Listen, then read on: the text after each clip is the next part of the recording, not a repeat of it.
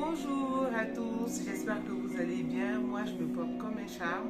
On se retrouve aujourd'hui encore pour une nouvelle vidéo dans laquelle je vais vous réaliser ce look, ce Smoky Eyes. Pour ceux qui ne me connaissent pas, je suis masseuse make-up, maquilleuse professionnelle. N'hésitez surtout pas à vous abonner sur ma chaîne et à liker mes vidéos en mettant des petits pouces vers le haut. On se retrouve tout à l'heure.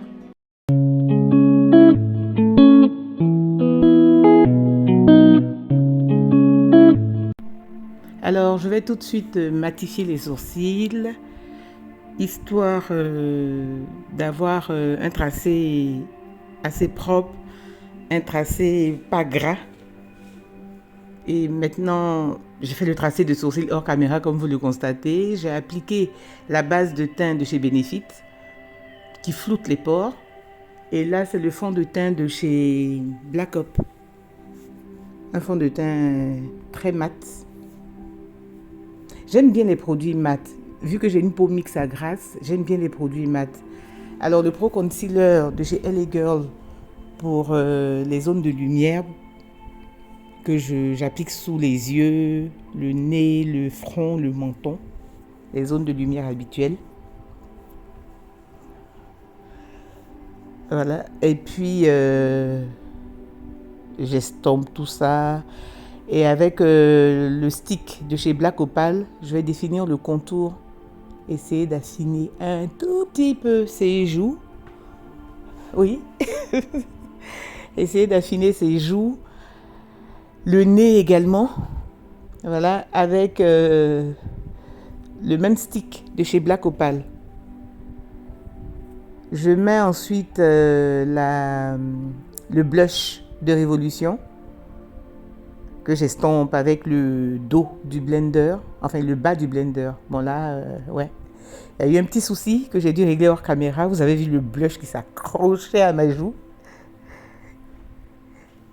Et pour matifier toutes les zones de lumière, j'utilise la poudre libre de chez Nuban Beauty.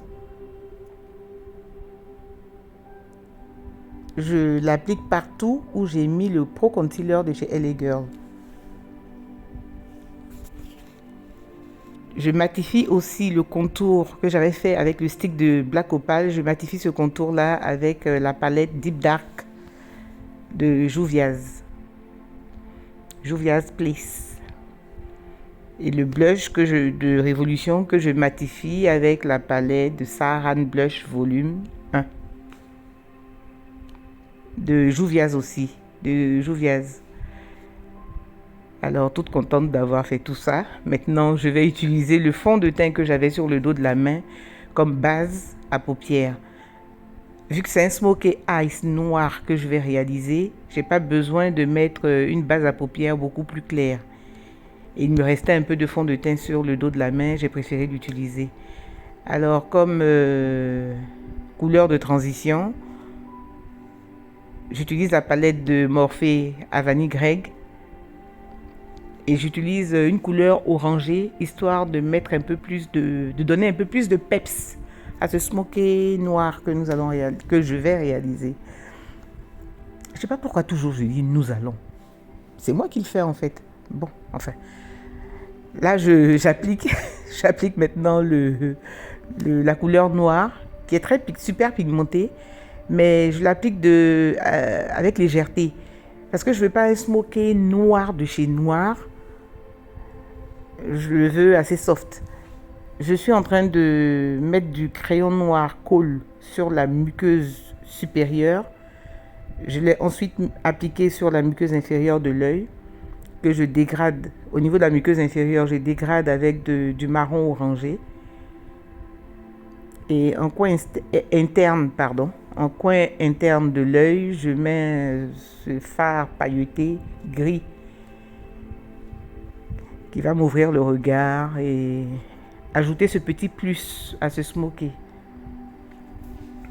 Ouais, je suis toute contente. Pourquoi je le suis? Bon, toujours est-il que je le suis, voilà.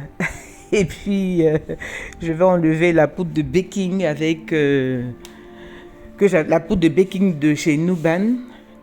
Je l'enlève avec le fond de teint poudre de Black Up.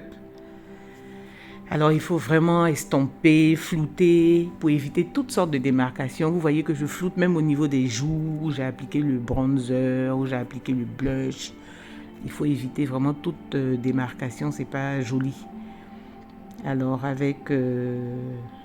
là, je vais fixer. Je fixe tout ça avec le fixateur de Urban Decay. Et après avoir fixé, je mets un peu de highlight pour le petit côté glow du make-up. Je le mets aujourd'hui, ce highlight là, sur l'arc de Cupidon, histoire de bien définir cette partie. Sur le nez, on en a mis sur les joues, voilà. Vous voyez le glow, voilà. Moi j'aime bien, je ne sais pas ce que vous en pensez, vous me le direz en commentaire. Et puis pour la bouche, je vais utiliser la palette à lèvres.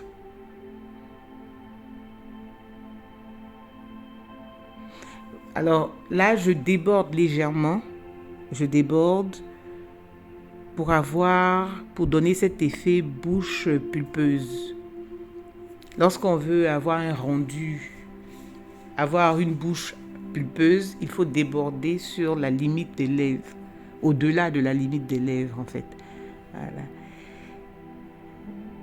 J'estompe bien et en centre de lèvres, je mets une couleur rosée. Cette palette est plutôt mate, pas mate de chez Mate, mais elle est quand même mate. Voilà. Elle est quand même mate. J'estompe de cette façon en tapotant les lèvres. Ça permet aussi au rouge à lèvres, au gloss de sécher. Pour les gloss mat, hein, bien entendu.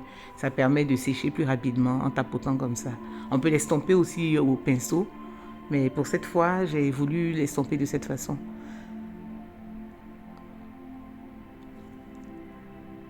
J'en rajoute parce que je ne trouve pas assez rose. Je ne trouve pas mes lèvres assez roses. Je ne vais pas ajouter de gloss. Il n'y aura pas l'effet glossy cette fois-ci. Je vais laisser mat.